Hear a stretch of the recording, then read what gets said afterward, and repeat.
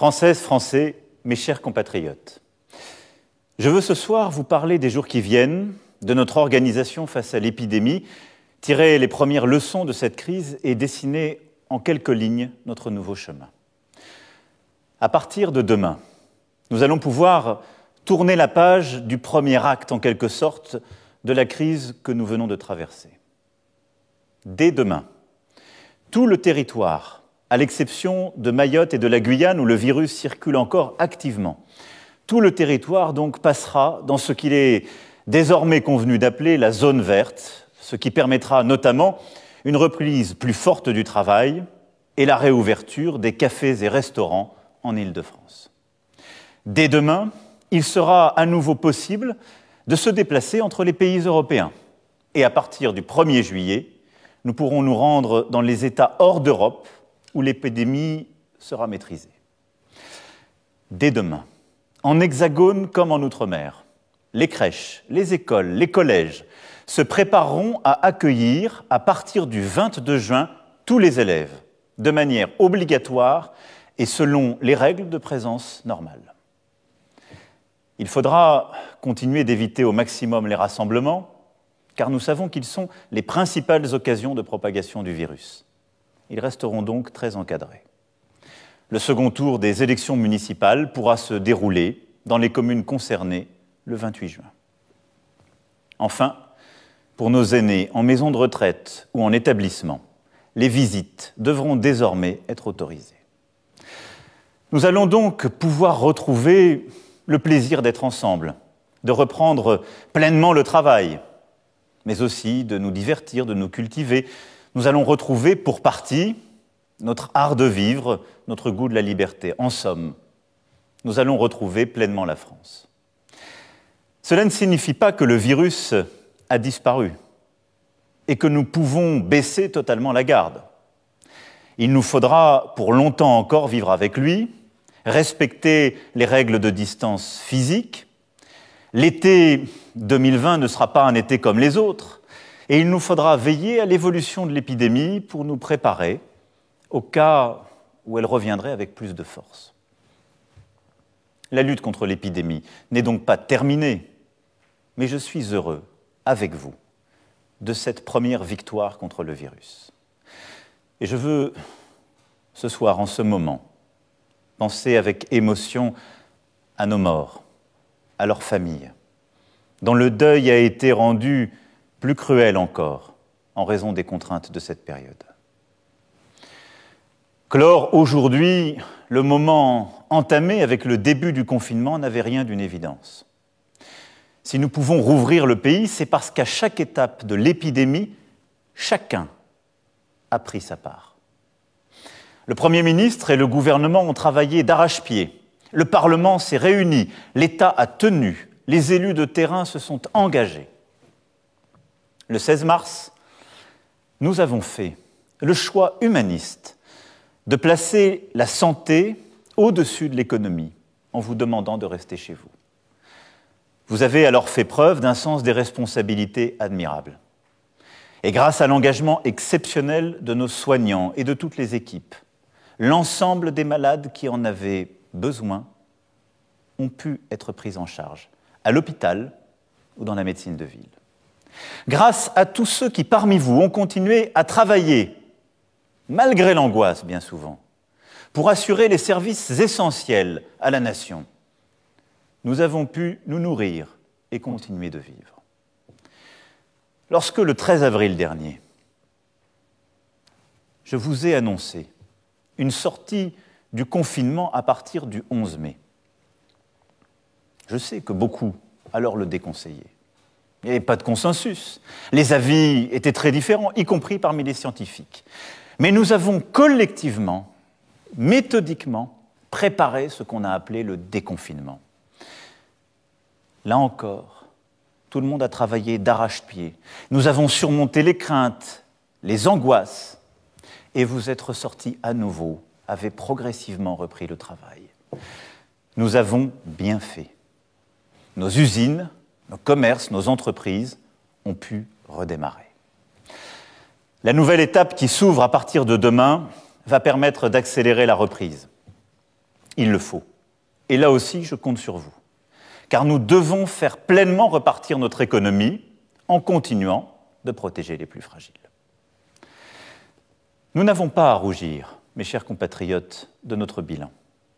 Des dizaines de milliers de vies ont été sauvées par nos choix, par nos actions. Nous avons su doubler en quelques jours nos capacités de réanimation, organiser des transferts de centaines de patients entre régions et avec les pays voisins, approvisionner nos commerces, réorienter notre production industrielle, inventer des nouvelles solidarités. La période a montré que nous avions du ressort, de la ressource, que face à un virus qui nous a frappés plus tôt et plus fort que beaucoup d'autres, nous étions capables d'être inventifs, réactifs, solides. Nous pouvons être fiers de ce qui a été fait et de notre pays. Bien sûr, cette épreuve a aussi révélé des failles, des fragilités. Notre dépendance à d'autres continents pour nous procurer certains produits, nos lourdeurs d'organisation, nos inégalités sociales et territoriales. Je veux que nous tirions toutes les leçons de ce que nous avons vécu.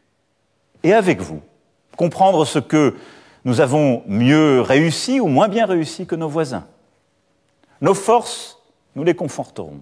Nos faiblesses, nous les corrigerons vite et fort. Le moment que nous traversons, et qui vient après de nombreuses crises depuis 15 ans, nous impose d'ouvrir une nouvelle étape afin de retrouver pleinement la maîtrise de nos vies, de notre destin en France et en Europe. Ce sera la priorité des 2 années à venir que je veux utiles pour la nation. C'est aussi le cap de la décennie que nous avons devant nous. Retrouver notre indépendance pour vivre heureux et vivre mieux. Avec l'épidémie, l'économie mondiale s'est quasi arrêtée. Notre première priorité est donc d'abord de reconstruire une économie forte, écologique, souveraine et solidaire. Depuis le premier jour de la crise, notre mobilisation est totale, quoi qu'il en coûte. Tel était l'engagement que j'avais pris devant vous dès le mois de mars. Chômage partiel, prêt aux entreprises, accompagnement des commerçants, des indépendants, soutien des plus précaires. Tout a été mis en œuvre par le gouvernement pour sauvegarder nos emplois et pour aider chacun. Nous avons décidé des plans massifs pour des secteurs les plus durement touchés, l'industrie automobile, l'aéronautique, le tourisme, la culture, la restauration, l'hôtellerie. Et nous poursuivrons. Au total, nous avons mobilisé près de 500 milliards d'euros pour notre économie, pour les travailleurs, pour les entrepreneurs, mais aussi pour les plus précaires. C'est inédit. Et je veux ce soir que vous le mesuriez aussi pleinement. Dans combien de pays tout cela a-t-il été fait? C'est une chance. Et cela montre la force de notre État, de notre modèle social et de notre économie. Ces dépenses se justifiaient et se justifient en raison des circonstances exceptionnelles que nous venons de vivre. Mais elles viennent s'ajouter à notre dette déjà existante. Nous ne financerons pas ces dépenses en augmentant les impôts. Notre pays est déjà l'un de ceux où la fiscalité est la plus lourde, même si depuis 3 ans, nous avons commencé à la baisser. La seule réponse est de bâtir un modèle économique durable, plus fort, de travailler et de produire davantage pour ne pas dépendre des autres. Et cela, nous devons le faire, alors même que notre pays va connaître des faillites et des plans sociaux multiples, en raison de l'arrêt de l'économie mondiale. C'est pourquoi j'assumerai avec vous, avec toutes les forces de notre pays, avec le tissu de nos entreprises, avec nos salariés comme nos indépendants, nos corps intermédiaires, je m'engagerai dans cette reconstruction économique. Il nous faut d'abord tout faire pour éviter au maximum les licenciements. C'est pour cela qu'avec les syndicats et le patronat, nous avons lancé une négociation pour que dans toutes les entreprises, nous arrivions à préserver le plus d'emplois possible malgré les baisses d'activité. Il nous faut créer de nouveaux emplois en investissant dans notre indépendance technologique, numérique, industrielle et agricole. Par la recherche, la consolidation des filières, l'attractivité et les relocalisations lorsque cela se justifie, un vrai pacte productif. Il nous faut aussi créer les emplois de demain par la reconstruction écologique qui réconcilie production et climat, avec un plan de modernisation du pays autour de la rénovation thermique de nos bâtiments, des transports moins polluants, du soutien aux industries vertes. Cela passera aussi par l'accélération de notre stratégie maritime, nous qui sommes la deuxième puissance océanique mondiale. La Convention citoyenne rendra dans quelques jours son travail qui contribuera à ce projet. Cette reconstruction doit aussi être sociale et solidaire.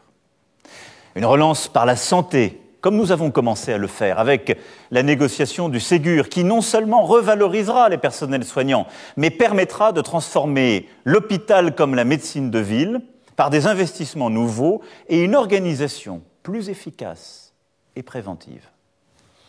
Une relance solidaire qui permettra de mieux protéger nos aînés, mieux protéger aussi les plus pauvres d'entre nous. Une relance sociale et solidaire enfin, par un investissement massif pour l'instruction, la formation et les emplois de notre jeunesse. Nous le lui devons. Nous lui avons tant demandé durant cette période. Elle va encore avoir un été, une rentrée si difficile, et c'est elle qui porte la dette écologique et budgétaire de notre pays. Ce plan de reconstruction se fera avec l'Europe, qui, après des débuts timides, s'est hissée à la hauteur du moment. L'accord franco-allemand autour d'un endettement conjoint et d'un plan d'investissement pour redresser l'économie du continent est un tournant historique. En empruntant pour la première fois ensemble, avec la chancelière d'Allemagne, nous proposons aux autres États européens de dire « nous » plutôt qu'une addition de « je ».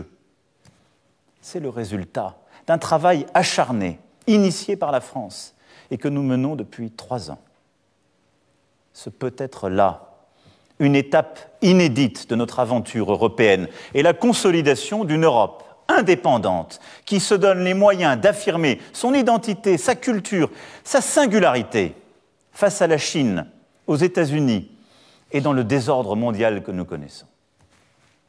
Une Europe plus forte, plus solidaire, plus souveraine, c'est le combat que je mènerai en votre nom dès le Conseil européen de juillet et dans les 2 années à venir. Cette reconstruction économique, écologique et solidaire sera la clé de notre indépendance. Elle sera préparée durant tout l'été avec les forces vives de notre nation pour être mise en œuvre au plus vite. L'indépendance de la France pour vivre mieux exige aussi notre unité autour de la République.